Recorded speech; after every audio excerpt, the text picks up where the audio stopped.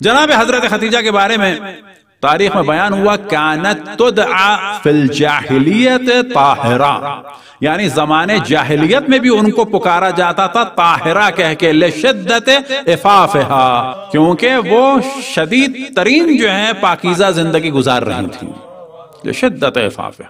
حضرت ابو طالب نے ایک جملہ ارشاد فرمایا ہے، اور یہ ذہن میں رہے کہ حضرت ابو طالب ایک جانب اور حضرت خدیجہ دوسری جانب، لیکن اس میں شک نہیں۔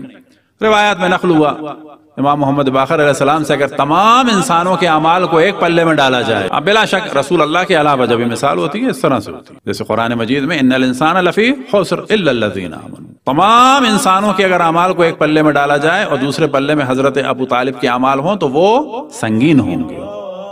اب حضرت ابو طالب کے جو صحیح معنی میں ناصر رسول اللہ ہیں، اور وہ فرما رہے ہیں ناصرہ رسول اللہ صلی اللہ علیہ وآلہ وسلم کے لیے کیا فرما رہے ہیں؟